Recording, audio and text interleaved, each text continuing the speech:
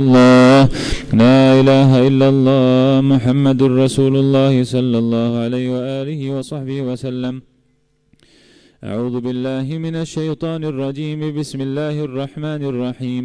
إذا وقعتها كاذبة خافضة رافعة إذا رجت الأرض رجا وبست الجبال بسا فكانت هباء منبثا وكنتم أزواجا ثلاثة فأصحاب الميمنة ما أصحاب الميمنة وأصحاب المشأمة ما أصحاب المشأمة والسابقون السابقون أولئك المقربون في جنات النعيم ثلة من الأولين وقليل من الآخرين على سرر مودونة متكئين عليها متقابلين يطوف عليهم ولدان مخلدون بأكواب وأباريق وكأس من معين لا يصدعون عنها ولا ينزفون وفاكهة مما يتخيرون ولحم طير مما يشتهون وحور عين كأمثال اللؤلؤ المكنون جزاء بما كانوا يعملون لا يسمعون فيها لغوا ولا تأثيما إلا قيلا سلاما سلاما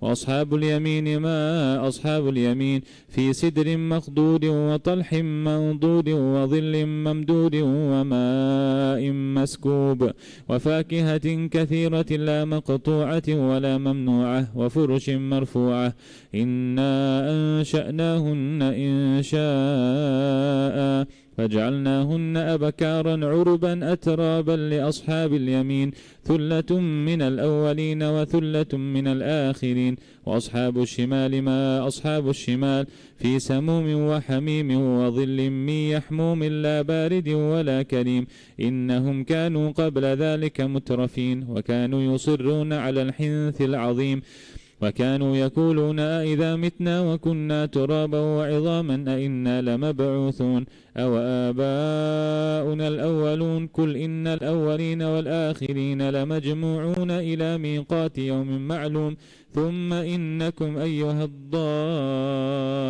المكذبون لآكلون من شجر من زكوم فمالئون منها البطون فشاربون عليه من الحميم فشاربون شرب الهيم هذا نزلهم يوم الدين نحن خلقناكم فلولا تصدقون أفرأيتم ما تمنون أأنتم تخلقونه أم نحن الخالقون نحن قدرنا بينكم الموت وما نحن بمسبوقين على أن نبدل أمثالكم وننشئكم فيما لا تعلمون ولقد علمتم النشأة الأولى فلولا تذكرون أفرأيتم ما تحرثون أأنتم تزرعونه أم نحن الزارعون لو نشاء لجعلناه حطاما فظلتم تفكهون إنا لمغرمون بل نحن محرومون أفرأيتم الماء الذي تشربون أأنتم أنزلتموه من المزن أم نحن المنزلون لو نشاء جعلناه أجاجا فلولا تشكرون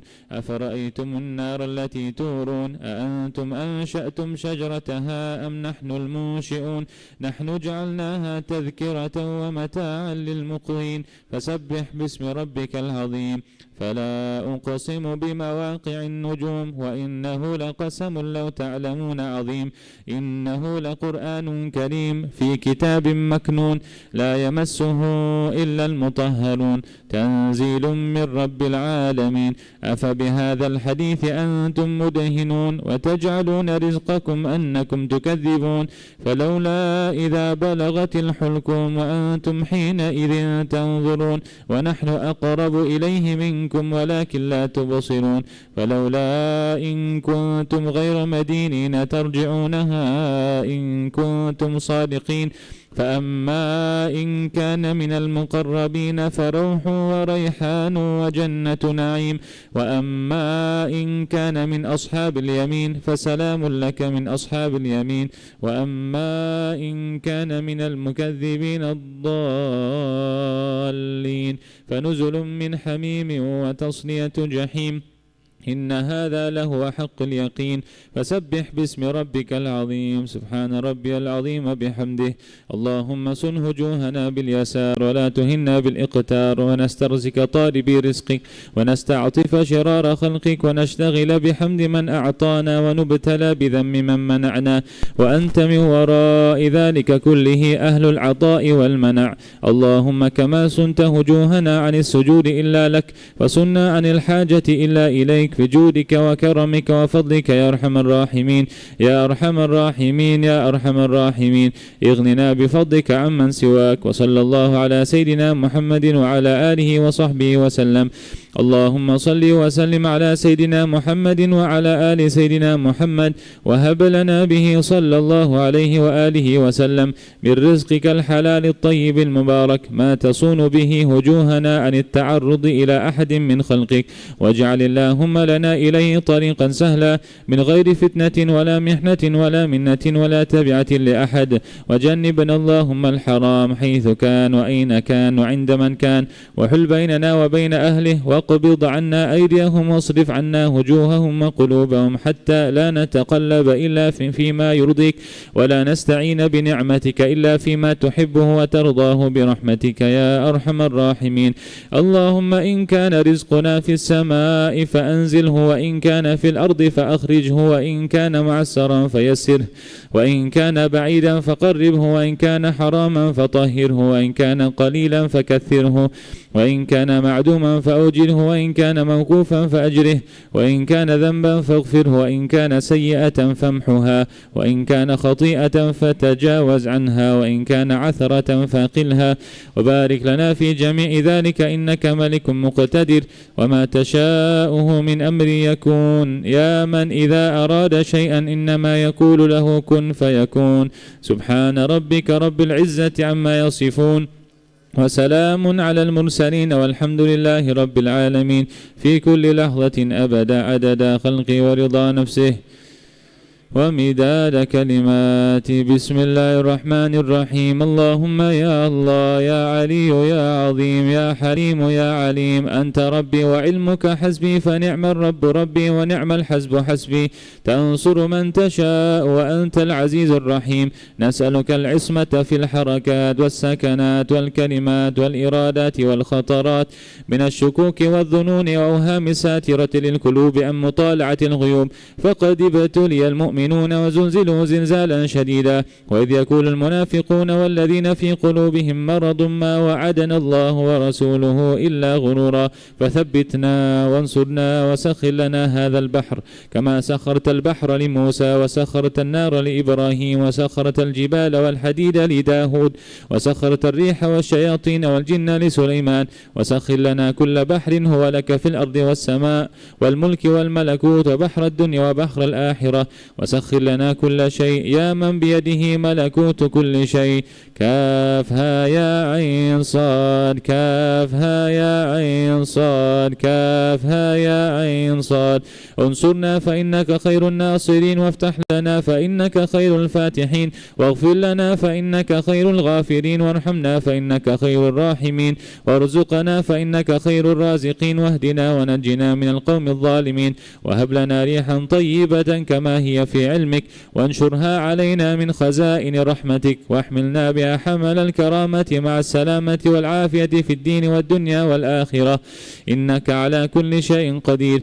اللهم يسر لنا أمورنا مع الراحة لقلوبنا وأبداننا والسلامة والعافية في ديننا ودنيانا، وكن لنا صاحبا في سفرنا وخليفة في أهلنا، وطمس على وجوه أعدائنا وامسخهم على مكانتهم فلا يستطيعون المضي ولا المجيء إلينا، ولو نشاء لطمسنا على أعينهم فاستبقوا الصراط فأنا يبصرون، ولو نشاء لمسخناهم على مكانتهم فما استطاعوا مضيا ولا يرجعون. ياسين والقرآن الحكيم، إنك لمن المرسلين على صراط مستقيم، تنزيل العزيز الرحيم، لتنذر قوما ما أنذر آباؤهم فهم غافلون، لقد حق القول على أكثر فهم لا يؤمنون، إنا جعلنا في أعناقهم أغلالا فهي إلى الأذقان فهم مقمحون، وجعلنا من بين أيديهم سدا ومن خلفهم سدا فأغشيناهم فهم لا يبصرون شاهت الهجوم شاهت الهجوم شاهت الهجوم وعنت الوجوه للحي القيوم قد خاب من حمل ظلما طاسين حاميم عين سين قاف مرج البحرين يلتقيان بينهما برزخ لا يبغيان حاميم حاميم حاميم حاميم حاميم حاميم حاميم حم الأمر وجاء النصر فعلينا لا ينصرون حاميم تنزيل الكتاب من الله العزيز العليم غافر الذنب وقابل التوب شديد العقاب ذي الطول لا إله إلا هو إليه المصير بسم الله بابنا تبارك خيطاننا ياسين سقفنا كافها يا عين صاد كفايتنا حاميم عين سين قاف حمايتنا فسيكفيكهم الله وهو السميع العليم ستر العرش مسبول علينا وعين الله ناظرة إلينا بحول الله لا يقدر علينا والله من ورائهم محيط بل هو قرآن مجيد في لوح محفوظ فالله خير حافظا وهو أرحم الراحمين فالله خير حافظا وهو أرحم الراحمين والله خير حافظا وهو أرحم الراحمين إن ولي الله الذي نزل الكتاب وهو يتولى الصالحين حسبي الله لا إله إلا هو عليه توكلت وهو رب العرش العظيم حسبي الله لا إله إلا هو عليه توكلت وهو رب العرش العظيم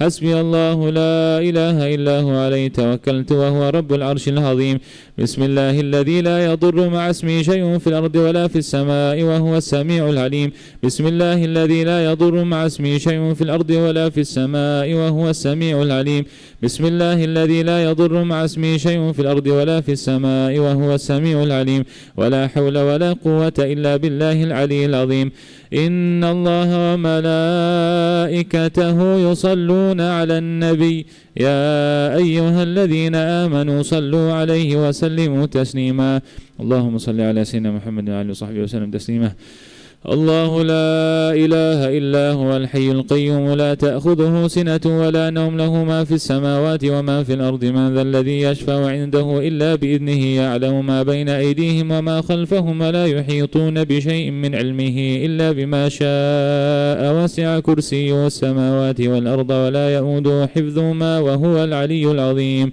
يا الله يا نور يا حق يا مبين اكسني من نورك وعلمني من علمك وأفهمني عنك وأسمعني منك وبصرني بك وقمني بشهودك وعرفني الطريق إليك وهونها علي بفضلك وألبسني لباس التقوى منك إنك على كل شيء قدير يا سميع يا عليم يا حليم يا علي يا عظيم يا الله اسمع دعائي بخصائص لطفك آمين أعوذ بكلمات الله التامات كلها من شر ما خلق أعوذ بكلمات الله التامات كلها من شر ما خلق أعوذ بكلمات الله التامات كلها من شر ما خلق يا عظيم السلطان يا قديم الإحسان يا دائم النعمة يا باسط الرزق يا كثير الخيرات يا واسع العطاء يا دافع البلاء ويا سامع الدعاء يا حاضرا ليس بغائب يا موجودا عند الشدائد يا خفي اللطف يا لطيف الصنع يا حليما لا يعجل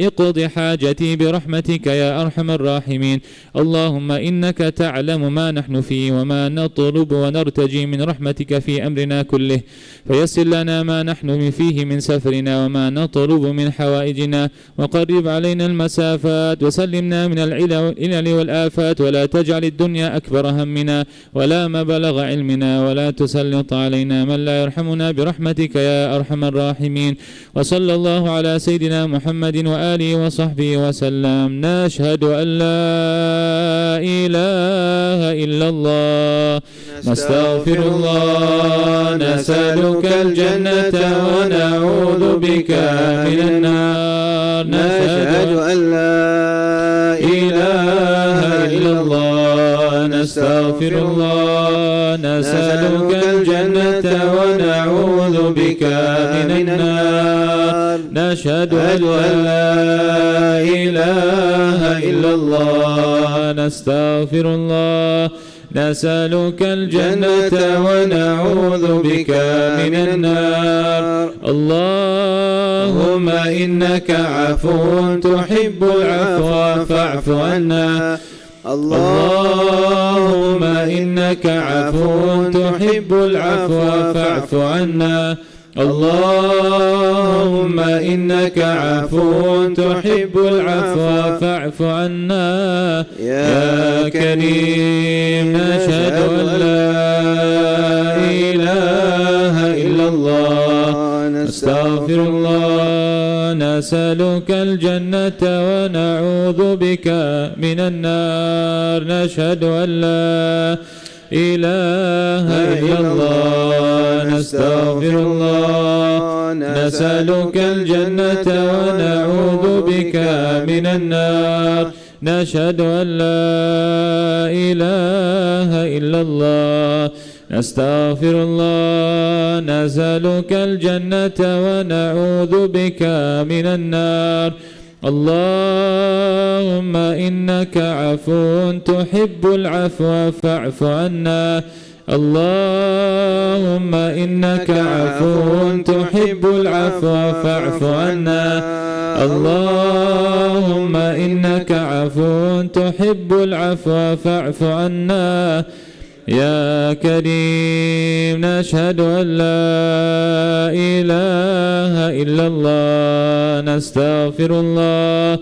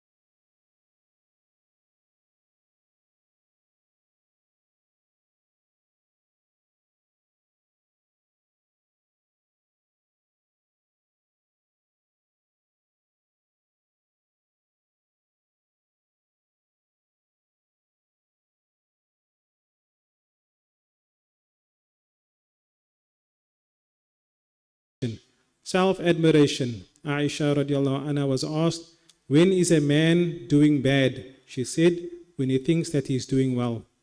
A man looked at Bishr bin Mansur as he was prolonging the prayer and performing worship well. When he finished, he said, do not be deceived by what you see from me, for indeed Iblis worshipped Allah subhanahu wa ta'ala and prayed for thousands of years. Then he became what he has become. The reality of self-admiration. The reality of self-admiration is to magnify the self and its characteristics, which are blessings, and to rely on them, forgetting the bestower of the blessings, and feeling secure about not losing them. If, in addition to this, a person sees himself as having some entitlement or position with Allah subhanahu wa ta'ala, then this is called conceit.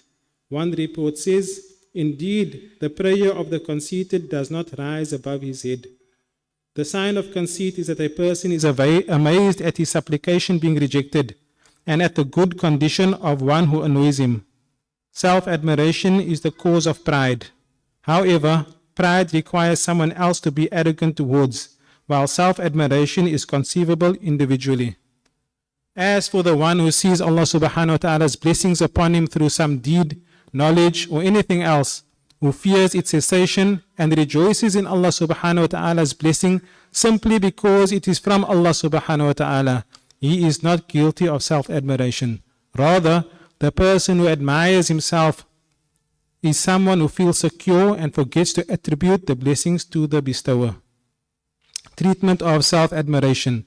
Self-admiration is pure ignorance. Therefore, its treatment is pure knowledge. If a person admires himself due to strength, wealth, beauty, or some other affair that is not attached to his choice, then it is also ignorance. These things are not from him, so he should not admire the one. So should he not admire the one who gave him that thing without him deserving it? He should also reflect on the fact that the loss of that blessing is an imminent threat as a consequence of the least bit of illness or weakness. If a person admires his knowledge or deeds and what falls under his choice, then he should reflect on what facilitated those deeds for him, and that they were not facilitated except by a limb, ability, will, and knowledge.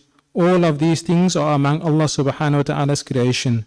If Allah subhanahu wa ta'ala created the limb and the ability, subjugated the means and removed all distractions, then that action happened necessarily. The compelled has no right to admire what occurs from him by necessity, for he is compelled to choose it. He does not do something if he wills, but only if Allah subhanahu wa ta'ala wills. Whether he wills or does not will is irrelevant, so long as this will is a matter created within him. Allah subhanahu wa ta'ala said, and you do not will unless Allah subhanahu wa ta'ala wills. The key to action is the imposition of will and turning away from all diversions, along with complete physical capacity, all of which is in Allah subhanahu wa ta'ala's hand. Consider, if the key to the treasury was in the king's hand and he gave it to you, and you took money from the treasury, would you admire his generosity when he gave you the key without you deserving it? Or would you admire your full capacity to take it? What real capacity is there other than being put in position? Those who make a gift of Allah subhanahu wa ta'ala is reason for deserving another gift. Among the truly astonishing things is that a rational person admire his knowledge and reason to the extent that he is astonished if Allah subhanahu wa ta'ala impoverishes him and enriches someone who is ignorant. He says, how can Allah subhanahu wa ta'ala spread blessings over an ignorant person and deny me? He is answered, how can he provide you with knowledge and reason and deny them to the ignorant person? This is a gift from him. Do you make it a reason for deserving another gift?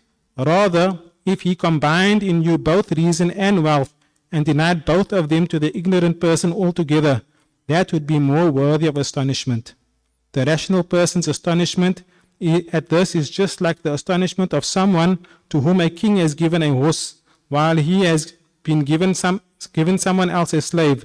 The former asks, how could he give a slave to so-and-so when he doesn't have a horse, and deny me when I own a horse? He only come to own a horse through the king's giving, yet he makes his gift a reason for deserving another gift. This is quintessential ignorance. Instead, the truly rational person is always amazed at Allah subhanahu wa ta'ala's grace and generosity, from whence he gave him knowledge and reason, and provided him with means and capacity to worship without any entitlement from him. He denied that to another, subjected him to that which calls to corruption, and compelled him to it by turning away from him that which calls to good, without any previous crime on his part. If a person truly witnesses this, then fear will overcome him. He might say, Allah subhanahu wa ta'ala has blessed me in this world without any means on my part, and singled me out with it to the exclusion of others. Whoever does the like of this for no reason must be quick to punish, also without any crime or reason. What shall I do if the blessings bestowed upon me are a plot or a gradual misguidance? This is as Allah subhanahu wa ta'ala said, we opened the doors of everything to them until they rejoiced in what they were given. then we took it from them unexpectedly. And He subhanahu wa ta'ala says, we will gradually misguide them from where they do not know.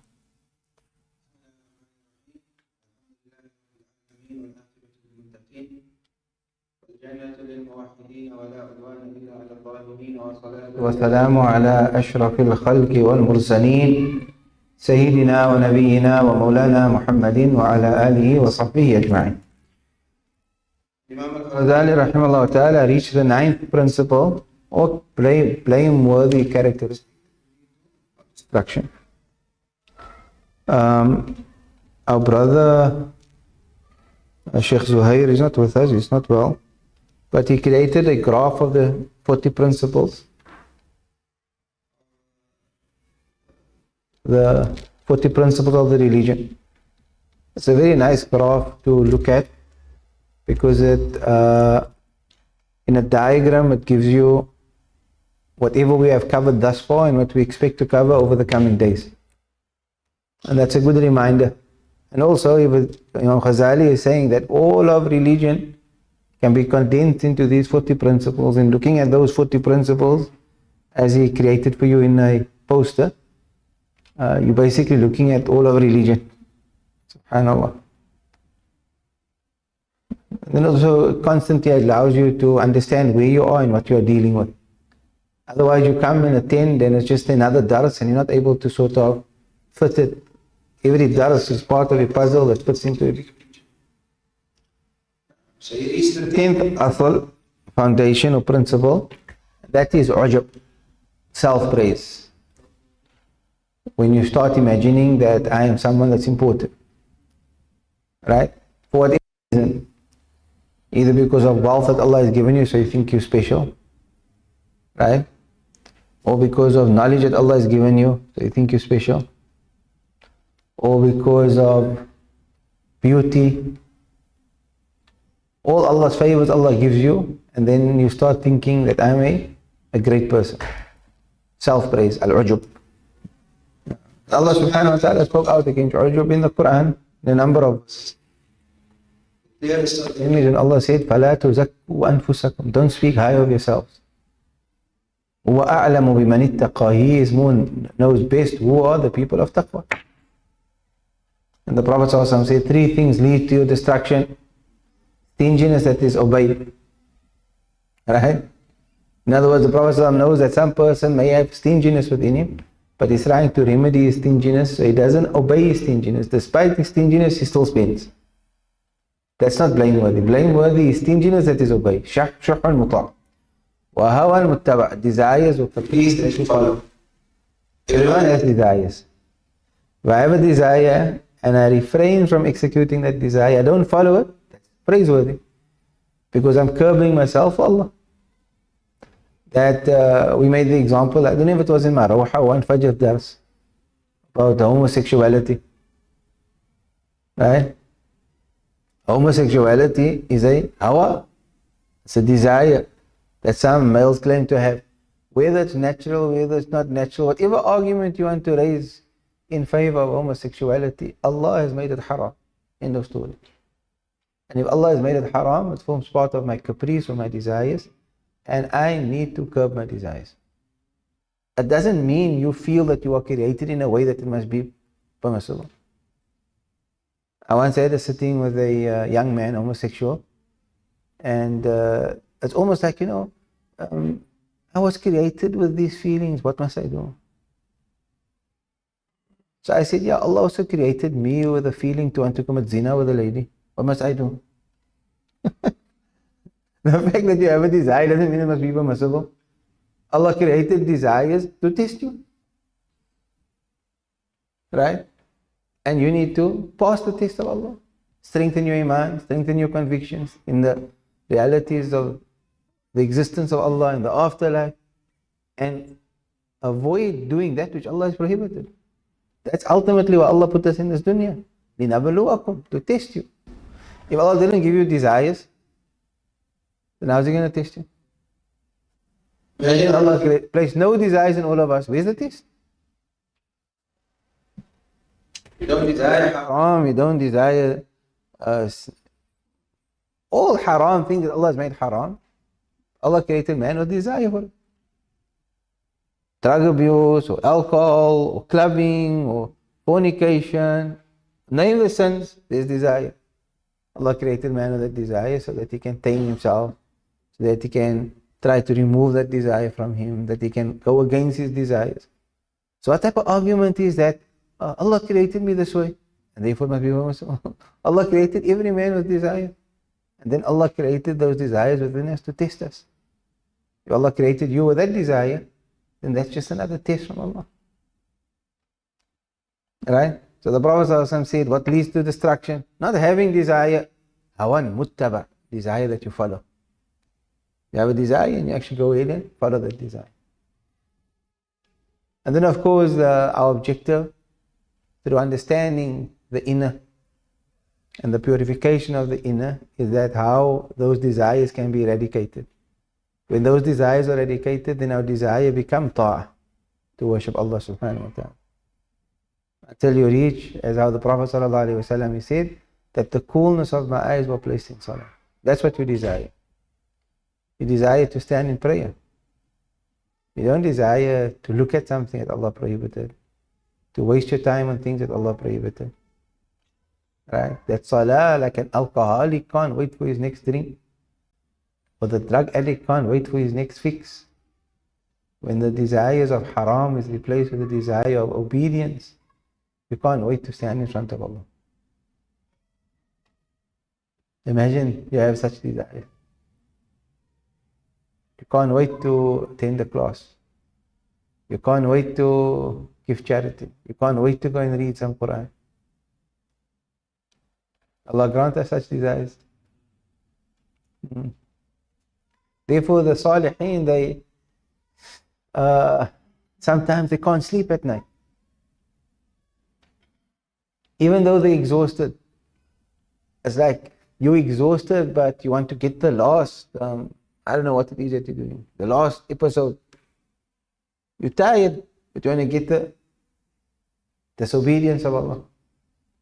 The Salihin, they're tired but they want to pray another 2 rak'ats. They want to read another juz of the Quran. Allah grant us that.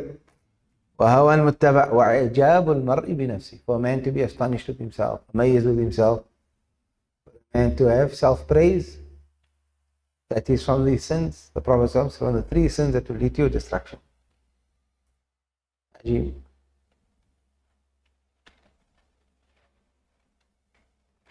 The Prophet said, even if you are not to sin, I fear that you do something greater than sin. And this hadith also points out how the sins of the heart are greater than the sins of the body. He said, if you don't sin with your physical body, I fear something greater. What is it? Al-Ujab, al-Ujab. Self-praise, self-praise. You think yourselves to be.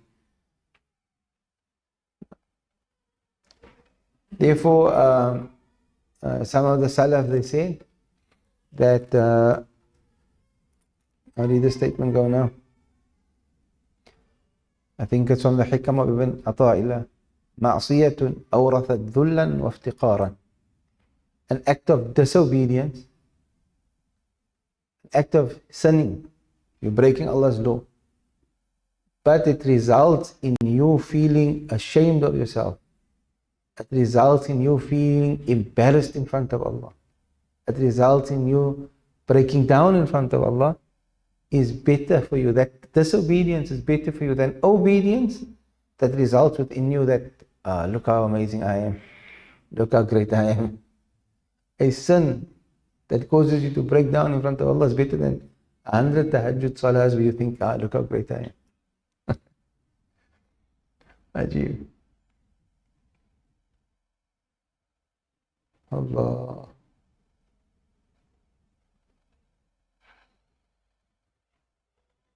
Bishr ibn Mansur, Imam al-Ghazali says he was praying salah one day and then somebody was admiring how he's making salah. So when he completed the salah, he said, oh you, لا يغرنك ما رأيت مني. Let this salah that you saw of me now, let it not deceive you. Because shaitan worshipped Allah better than what I did now. And he prayed 1,000 salahs. And look what happened to shaitan. So the essence of ujab, self-praise, is for a person to deem himself or qualities that Allah favored upon him, to deem himself great on account of that. Right? So it's similar to, Imam Ghazali says somewhere here, he said it's similar to pride. But generally in pride, you consider yourself better than someone else. Whereas in ujab, self-praise, you don't need someone else. You just in yourself think, I'm great.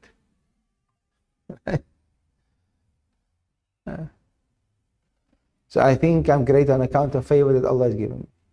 Can I be happy and content that Allah has given me favors? There's no problem in that. Right? I don't think myself great. I don't become boastful. I don't develop pride. But can I feel good that Allah has favored me or something? Allah favored me to make tahajjud salah last night. Allah favored me to recite a juz of the Quran, or 2 juz, or 3 juz. There's no problem in feeling good about it, as long as I am attributing the favor to Allah and not to myself. I feel good because Allah chose me and favored me to do something. Right? That's praiseworthy. But when I start feeling good, like I feel good and great about myself because I did, without attributing that to Allah, that's ujab, self-praise. That is a blameworthy characteristic that will lead you and I to the fire of Jahannam. May Allah protect us from his fire. Now, so the Prophet ﷺ said, the person who makes salah or thinking is great, al-mudil, the person that has conceit or feel great because he's making salah, the Prophet said his salah doesn't go above his head, doesn't reach the court of Allah. Never mind reaching the first heaven and going through the various heavens to the court of Allah. Doesn't go above his head. Now,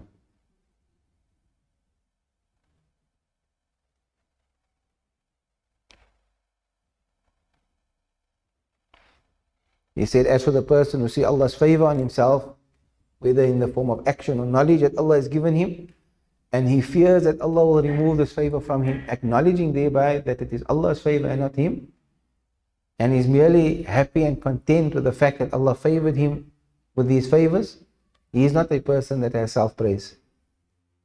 The person who has self-praise, بل المعجب من يأمن وينسى الإضافة إلى المنعم, he forgets to attribute those favors to Allah subhanahu wa ta'ala, as we mentioned. And then he spoke about treating ujab. How do you treat ujab? So he said, ujab, self-praise, is ignorance. And the way you treat ignorance, self-praise, which is ignorance, you treat it with knowledge. Now, then he said that a person develops self-praise either on account of something that he chooses on account of his choice. He makes effort to it, to achieve something, or he works, or he chooses something, and I develop self-praise. Or he develops self-praise on account of something that he never even chose, it just came to him. Right? Now, because he said that, you see here, if he develops self-praise for something that Allah gave him, or somebody gave him, and not something that he achieved out of his choice or work or effort, al-Ghazali said that is ignorance. Because he's considering himself great for something that he did not even do. He should rather, the example will be what over here, what he's speaking about. Allah gives somebody beauty.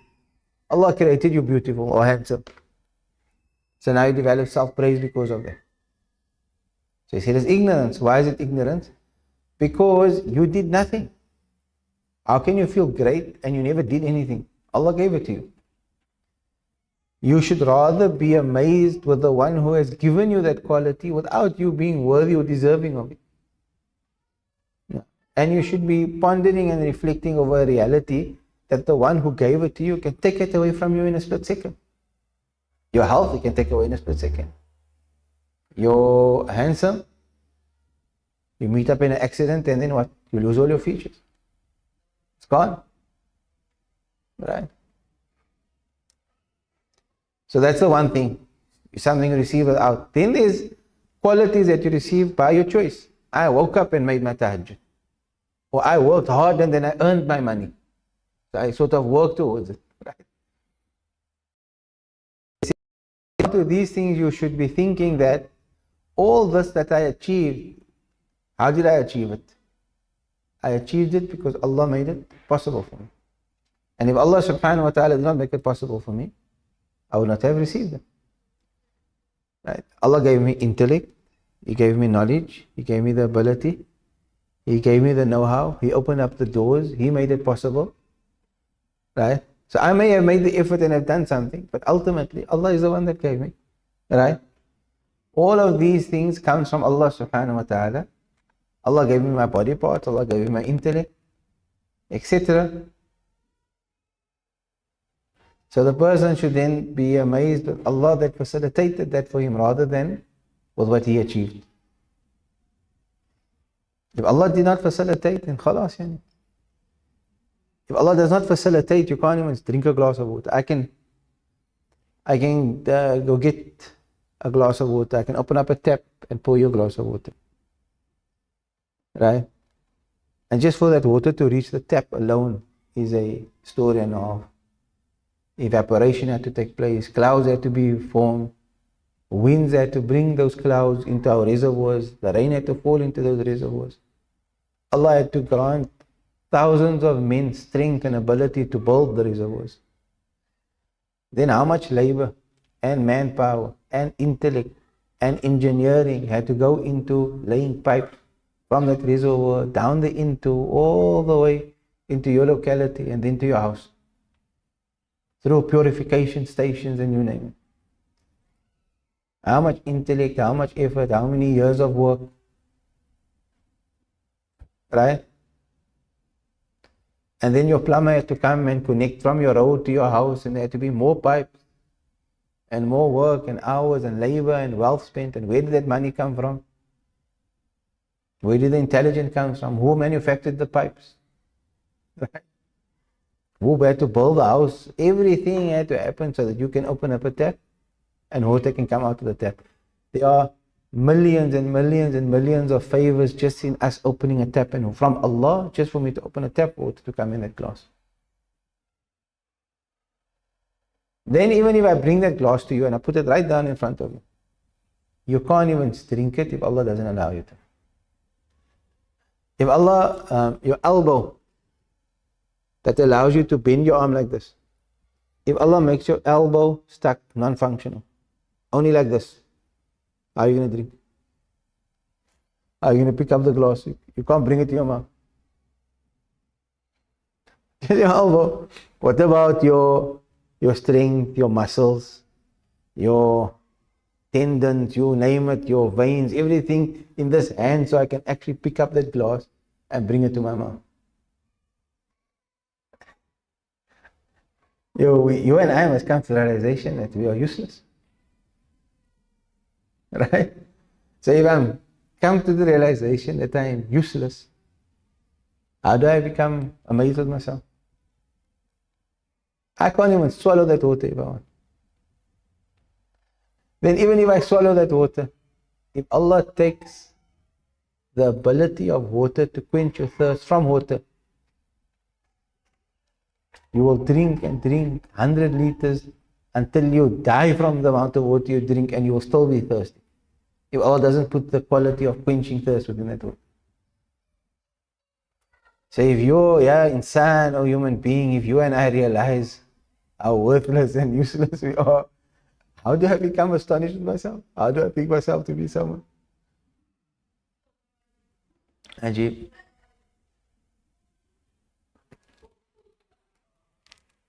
Therefore, some of the scholars, they say, sometimes a little action is better than a lot. Person does a little action, he feels sometimes, I came to the masjid and I only made 10 rak'ats of Tarawih. This is not to encourage anybody to make 10 rak'ats.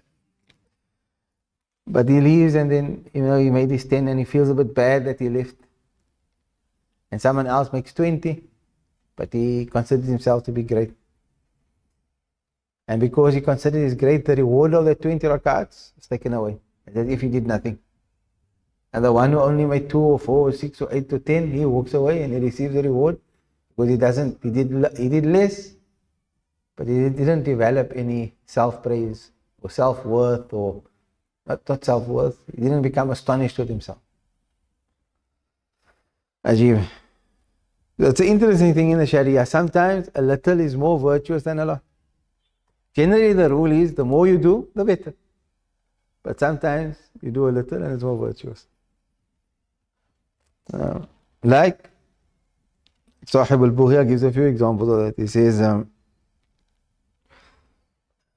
according to some of the scholars, it's more virtuous to take Allah's rukhsah when you're traveling. And then you make 2 raka'ats for dhuhr instead of 4. There, less is better than more. You're taking Allah subhanahu wa ta'ala's rukhsah and making 2 raka'ats instead of 4. They say less is more virtuous. Now, then I pray Maghrib. Maghrib is coming up. I pray Maghrib in Jama'ah. And someone else prays Maghrib 27 times over. So he did more, but the one that did less is more virtuous. Right? There's times in our Sharia where less is more. The scholars, they spoke about what's more virtuous. Salatul Eid, which is basically 2 rakats of salah. And then you have the prayer of the solar and lunar eclipse. You know how to make the prayer of the solar and lunar eclipse? There's more action in the salah. You stand, Surah Fatiha, you read a surah, you go into ruku. Then when you come up from your ruku, you don't go into sajda. You read the Fatiha and a surah of the Quran again. And then you go into ruku for a second time, and then up into i'tidal, and then into sajda. So the prayer of kusuf and khusuf, solar and lunar eclipse, has more actions. But the 2 rakats of Eid is better. It's less, but it's more virtuous. And if a person makes 1 raka'ah of witr, it's better than 2 rakats of tahajjud. Less, but it's more.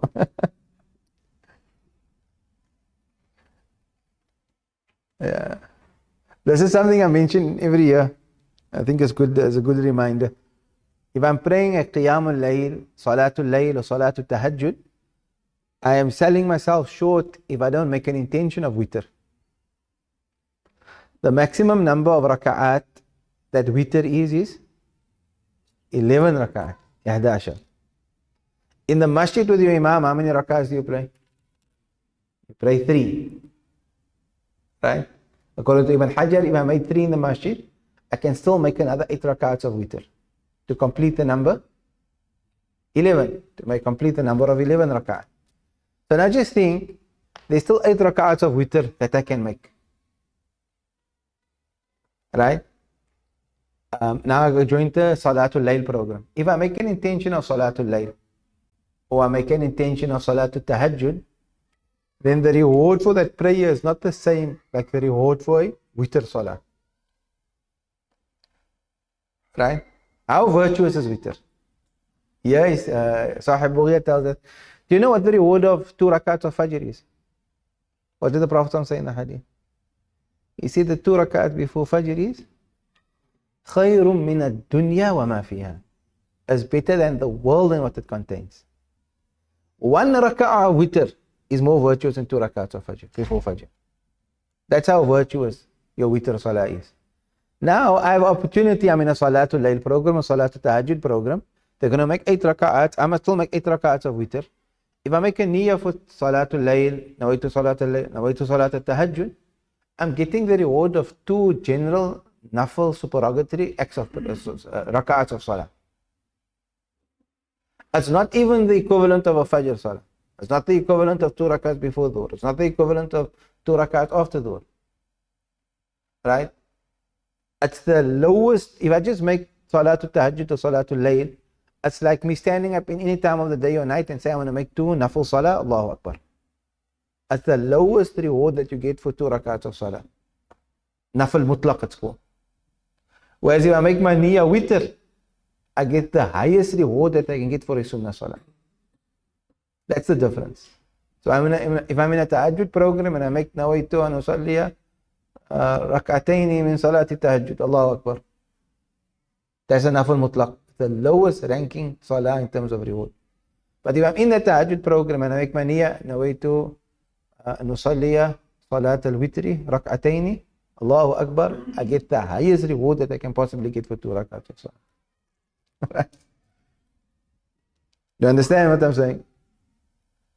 So this is the state of a person that is, they say a person that is doing business with his good deeds.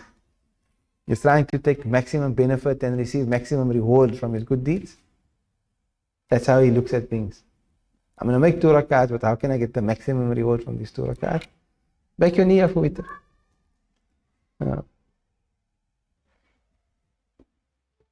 Subhanallah. But the point is, we digress. The point that the author was making is that a little action performed without self-praise, ujub, where a person feels bad, he hasn't done a lot, is better than the person that prayed the whole night, but he thinks he has done great. And he thinks great of himself because of the prayer that he has made. So al-Ghazali, rahimahullah ta'ala, he, where did we stop now? He said, then a person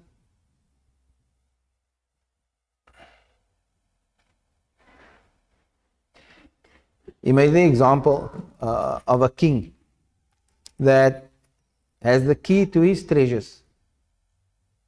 So he gives you the key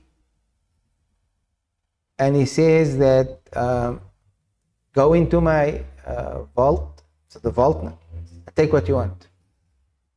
So he goes and he takes whatever he wants and he goes. So what should the person be amazed at? Amazed at his ability, how he was able to take? Or amazed at the kindness and generosity of the king for giving him the key? What should he be amazed with? You must be amazed with the king that gave you the key so that you can take whatever you want. You come with me to the grocery store. I tell you, take this trolley and buy whatever you want. So now you go, you take what you want, you select this, you go home with a full trolley. How do you go home? You go to your family, look how great am I. I was able to take the stuff from the shelves and I was able to put it in this trolley. Or should you be amazed that, you know how kind so-and-so was that he bought all of this for me? That's the person that's amazed with himself. Allah facilitated everything for you and now you feel great. Be amazed with Allah and the kindness of Allah and the generosity of Allah. Ajib. And then once you show gratitude to Allah for those favors that He has given you, He'll give you more. لَإِن شَكَرْتُمْ لَأَزِيدَنَّكُمْ. He makes a lot of examples of this kind to drive the point home. I don't know how many of the examples I should still go through with you, but he makes these examples over and over. Like one example, he says that a person becomes amazed with himself for his intellect and his knowledge. Then he finds it strange. I have such great knowledge, but Allah is not giving me wealth. And that man is ignorant and Allah is giving him wealth. Why is Allah giving him and Allah is not giving me? Now Ghazali says that what you should be astonished with in the first place, or rather what you should be happy with in the first place, Allah gave you knowledge and intellect and Allah didn't give him. So now you don't take issue with the fact that Allah gave you knowledge and intellect, you attribute that to yourself, and then when that man has a lot of wealth, you attribute it to Allah. If you are fair, you would have said, I have my knowledge, mashallah, and that's his wealth, he worked for it. But when it comes to yourself, it's my work, I got this knowledge and I studied. But when it comes to him, why did Allah give him? Allah gave you knowledge in the first place. They didn't ever complain. Now when Allah gives someone else. So he makes these examples over and over to drive home the point that you and I, in reality, there's nothing for us to be amazed about. There's nothing for us to feel great about. Because at the beginning it's Allah and at the end it's Allah. Allah, Allah. It's all Allah. Ajib. Allah grant us tawfiq. So his discussion on ujb wasn't I was browsing through the next principle, which is riya, ostentation, showing off with your actions, doing things for the sake, not for Allah's sake. The Imam Ghazali has several pages that speaks about riya. I think our next 3-4 classes will possibly will be about riya. The other thing I was thinking while Sidi Ibrahim was reading is that we've reached roughly page 1. Hey? 208. We just passed halfway of this book now. May Allah make it possible for us to conclude by the end of Ramadan. And if we don't finish the end of Ramadan, we'll complete it in the Rawha. During the first 8 days of the Hijjah, we also have a Rawha in the masjid. So if we don't complete it in Ramadan, we'll complete it in the Rawha for sure, inshallah. So I was thinking, mashallah, today is the 11th of Ramadan. Last year we had about 30 classes. During the Hijjah we had 8 classes, say 38. And 10 classes have gone by thus far. With this class, it's 11th. It's 49, well, 50 classes. In 50 lessons, we covered half of the book, the 40 principles of the religion, which is a very short abridgment of the Ihya Ulumuddin. The Ihya Ulumuddin, the Dar Minhaj print comes in how many volumes? 10. 8 volumes. 8 to 10 volumes. That's the size of the Dar Minhaj print, right? We're now busy with a small book in 50 lessons. One Ramadan, the Rawha and al-Hijjah, and another 11 days of Ramadan. I was thinking of Habib Umar Shaykh, Habib Abdul Qadir bin Ahmad as-Saqaf.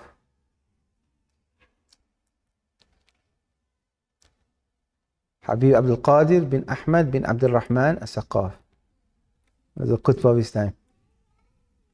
Habib Abdul Qadir, he read the entire Ihya Ulumuddin, which is this book times 7 or 8, the size. He read the entire Ihya Ulumuddin to his father Habib Ahmad ibn al-Rahman. Before he reached the age of 20, he read the entire Ihya to his father 27 times. That's just one of the books that he read to his father. What did you and I read to our fathers before I reached the age of 20?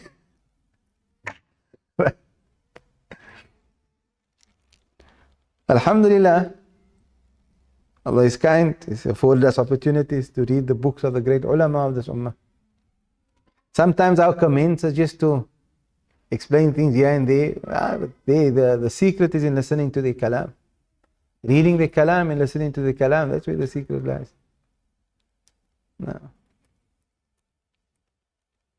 The Sa'ad al-Ba'alawi had a very strong attachment to the Ihya Ulumuddin.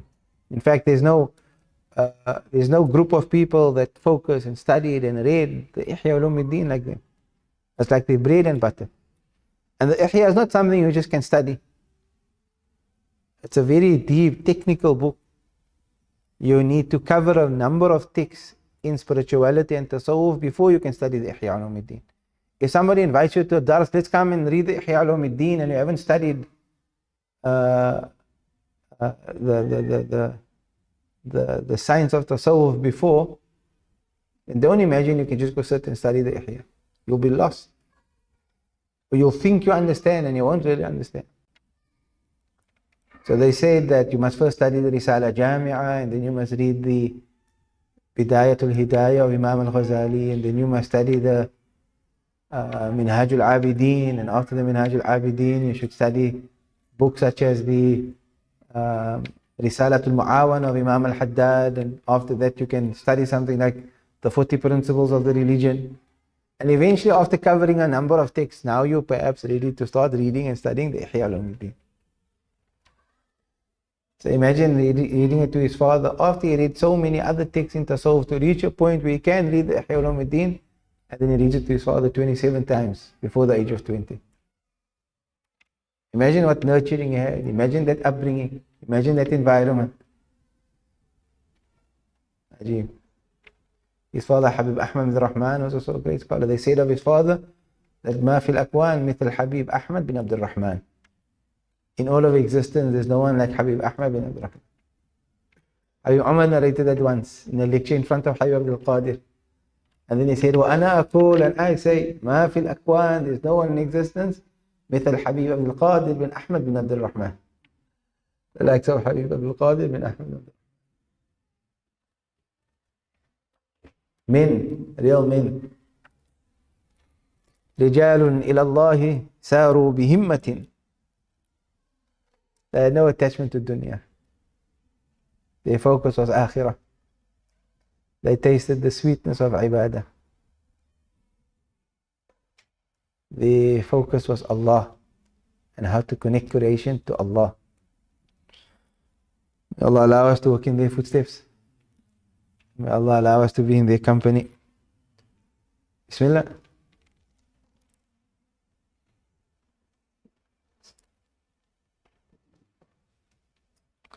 Try to follow the poem from the one that was shared in the group, inshallah.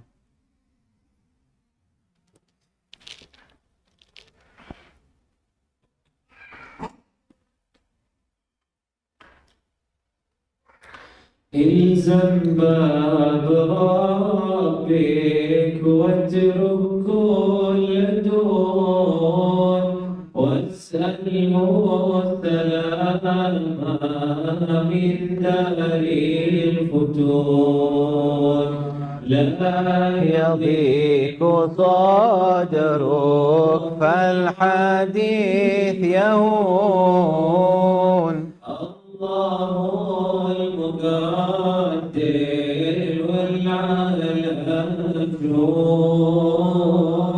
لا يكثر همك ما قدر يكون فكرك واختيارك دعه ما وراك والتدبير أيضا واشهد من براك مولاك المهيمن إنه يراك فوض له أمورك واحسن في الظنون لا يكثر همك ما قدر يكون لأول وكيف قول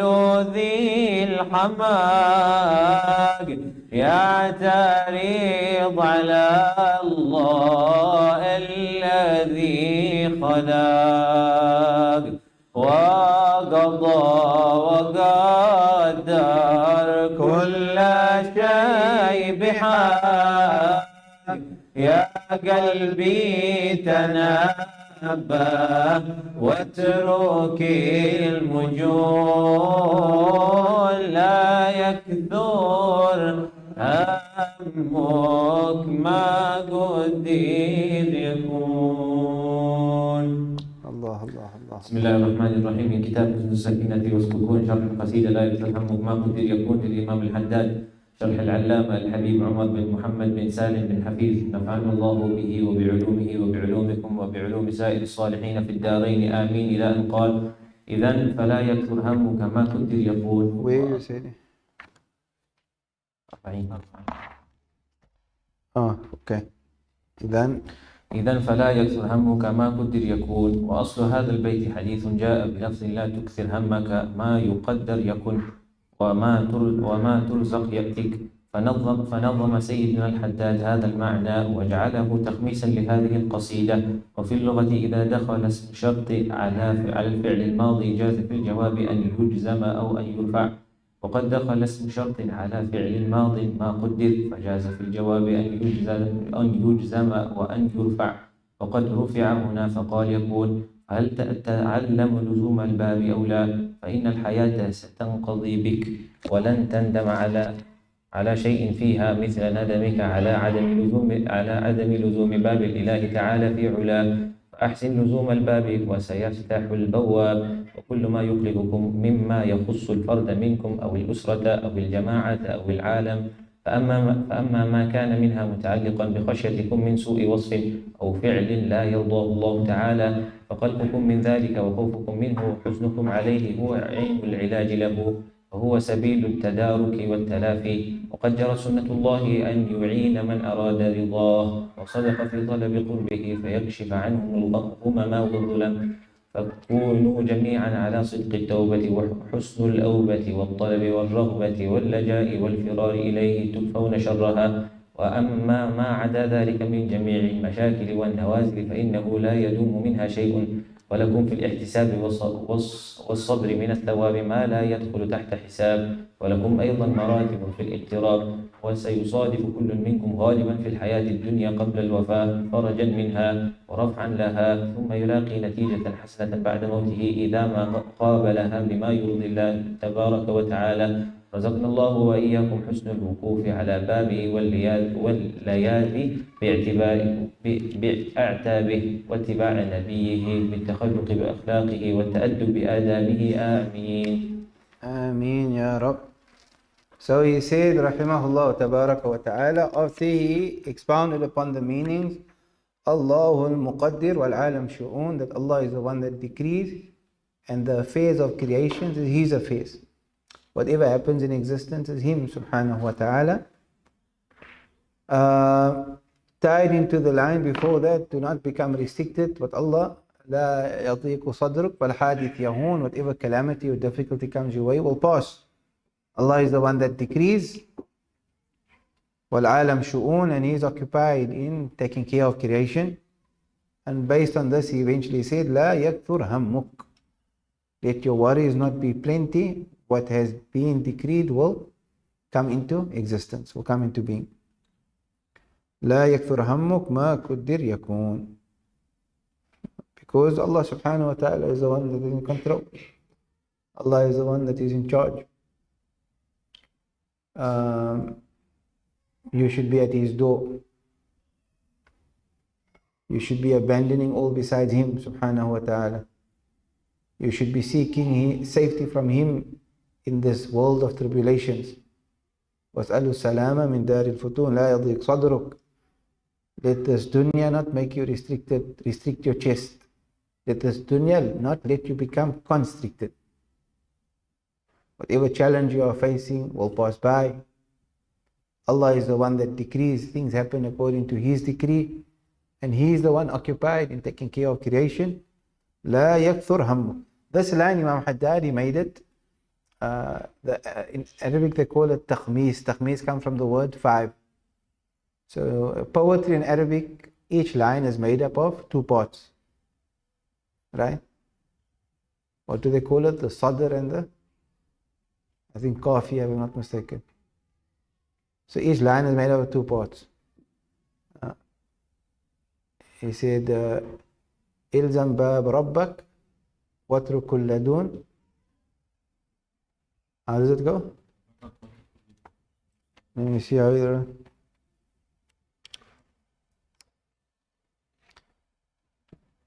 No.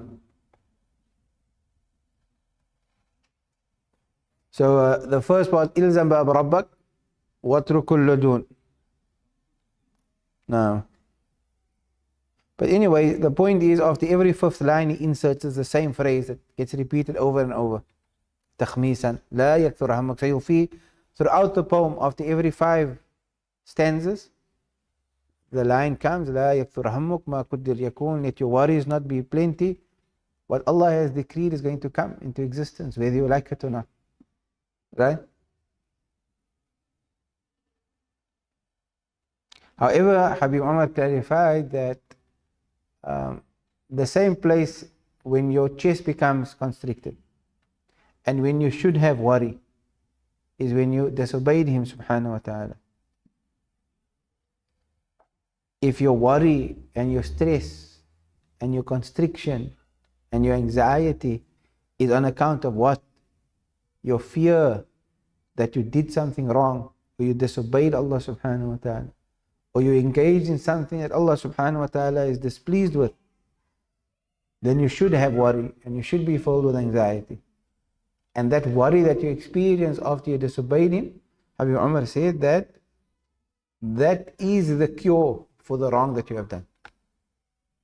So regret, nadam. A person must have worry when he disobeyed Allah subhanahu wa ta'ala.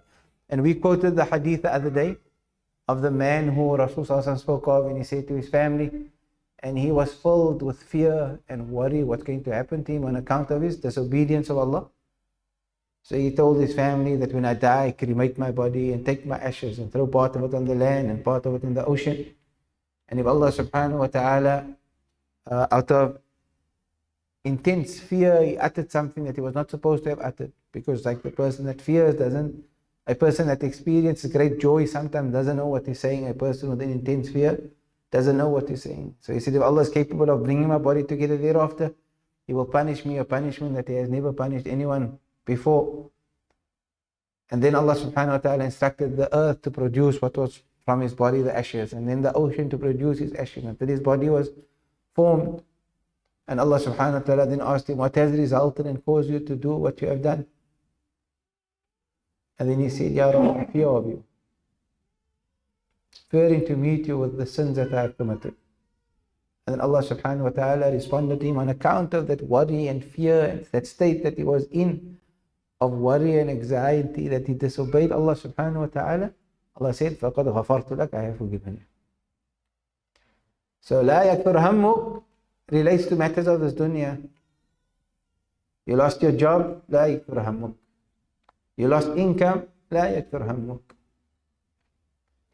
هَمُّكْ. A business venture failed, لَا يَكْفُرْ هَمُّكْ. You met up in an accident, لَا يَكْفُرْ هَمُّكْ. You've gone through a divorce, لَا يَكْفُرْ هَمُّكْ. Your child's gone through a divorce, لَا يَكْفُرْ هَمُّكْ. One of our teachers, one of my other used to say that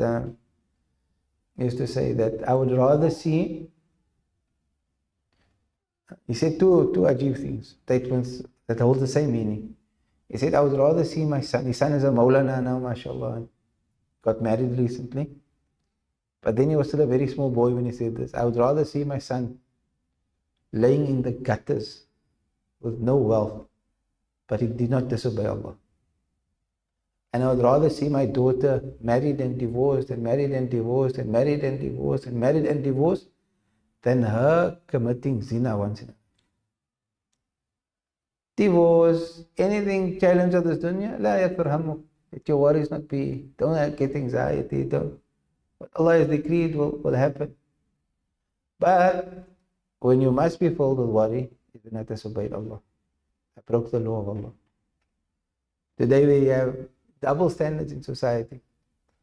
Parents come to learn, my daughter's a lesbian, my son's a homosexual. It becomes a massive problem because there's maybe some, they become embarrassed. How's people going to see us? But when the daughter has a boyfriend and commits zina, or the son has a girlfriend and commits zina, there's no issue. We've become worried about things that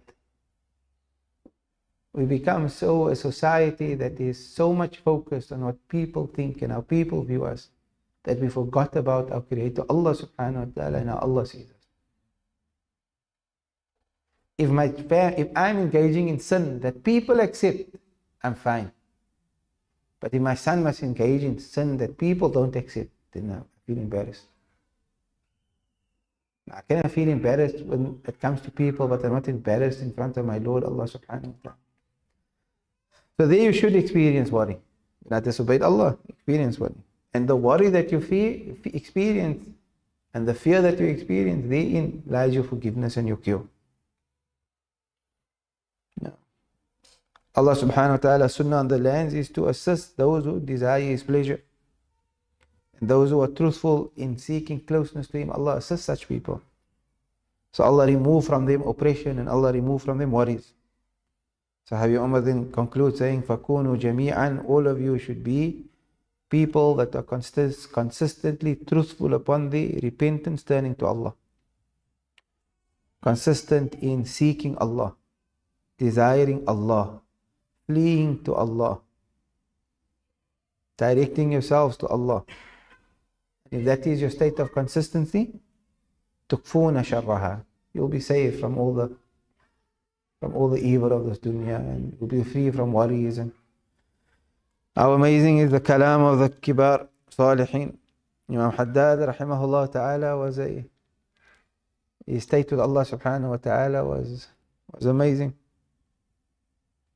Imam Haddad rahimahullah, he said that towards the end of his life he grew his hair long till it reached his shoulders. And Imam Haddad was a mujtahid. His knowledge reached the knowledge of the likes of Imam Shafi and Abu Hanifa and others. He was a mujtahid muttaq. He could have had his own madhab. He grew his hair. So the reason I'm mentioning his knowledge is why? To give you an idea how vast his knowledge was in terms of the sunnah of Rasul sallallahu alayhi wa sallam. So when he grew his hair till his shoulders, he said, Alhamdulillah, I do not know of a single sunnah of my grandfather except that I practiced upon it. Ajib. He said, describing the men of Allah, Rijalullahi min kulli dhi qalbin. We read this at night in our witriya, after Isha, after Taraweeh in the wall. Ala Allah bi nadhra min al-ayn al-rahima tudawi kulla ma bi min amradin. So he described these men when he said they are men, Rijalullah min kulli dhi qalbin munawwar, people of Allah who are the possessors of illuminated hearts. Musaffan, cleansed, purified, min jami' ad-danas, from all filth. Mutahhar, pure. They are purified and disconnected from dunya. We spoke about the love of this dunya. Remember a few days ago we spoke about hubb ad-dunya. Imam Haddad, when he spoke of this dunya, he said, wa dhi dunya, this is the despicable world. حوادثها كثيرة. It's filled with trials and calamities. وعيشتها حكيرة. Its life is despicable. ومدتها قصيرة, and its time is short. ولا يحرص عليها. Who is desirous of dunya? Only the person that is blind of insight is desirous of this dunya. For he has not seen how filthy this dunya is. Adim al-aql, someone that has no intellect, he'll be desirous of this dunya. لو كان يأقل, for if he had intellect, كان أفكر, he would have had a different path of thought altogether. What would his thought be? يفكر في فناها. He would ponder in the fact that this dunya is going to be annihilated and destroyed. وفي كثرة عناها. He would be pondering and reflecting in how much grief and worry this dunya brings. وفي قلة غناها, and its deficiency of wealth. فَتُوبَى ثُمَّ تُوبَى, glad tidings and again glad tidings for the one who has become cautious of this dunya. لِمَنْ مِنْهَا تَحَذَّرْ وَطَلَّقَهَا, the person who has made talaq of this dunya. Right? Glad tidings for the one who has made talaq of this dunya. وَفِي طَاعَةِ الرَّحْمَنِ شَمَّرْ, and has dived, immersed himself with the acts of obedience. Glad tidings to that person. You know, Haddad describes himself in this book. Ajib. Allah grant us to visit him in his grave is in Tarim. May Allah allow us to visit the grave of Imam Haddad.